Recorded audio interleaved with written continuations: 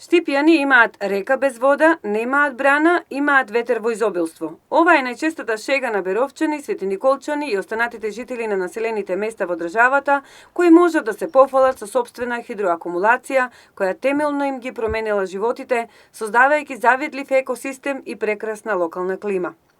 Дали изградбата на долго очекуваната брана на реката Отиња ќе биде причина за поквалитетен живот на градот Подисарот е прашање на кое одговор ќе се барат во следните 3,5 години 50.000 граѓани кои одамна беа информирани дека нивниот сон конечно ќе се реализира и некаде над популарните леваци конечно ќе блесне водното огледало. За тоа што досега не бил реализиран капиталниот објект, штипјани кои во почетокот на 80-тите по кој знае кој пат ја презентираа солидарноста на дело и преку самопридонес од сопствените плати за изградба на брана ја полнеа локалната каса, велат дека е вистинска штета. Штета. Имаме прилики да одеме у било кои земји, на едни мали рекички, на едни мали води, такви истечни, се прават сегден акумулации. А тука ние не можеме една брана да направиме. Срамота е тоа. А надежта е таа. 30 години се надаме и повеќе.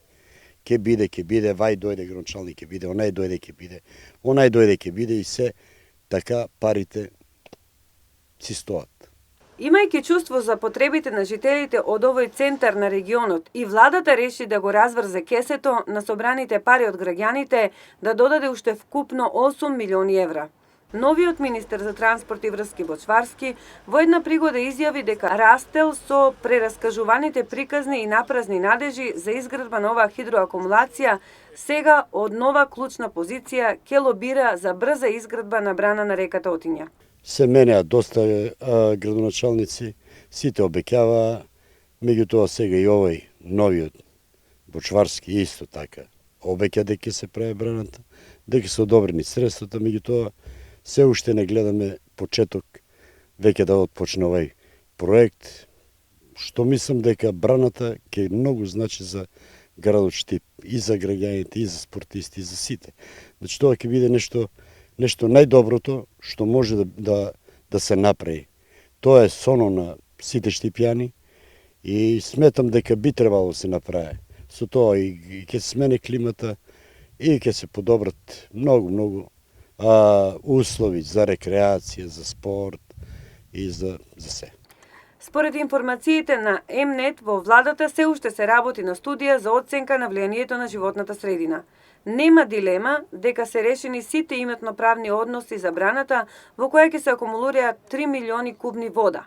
Економските бенефити се приоритет за 200 хектари земјишни површини и зелени површини. Сите тие ќе оживеат со екзотични култури, велат штипјани во шега, според кои браната ќе формира прекрасна оаза и попријатен воздух. Минатата година градоначалникот Бочварски објави дека е отстранета можноста за поплавување на Штип и на селбите кои се покрај коритото на реката Отиња.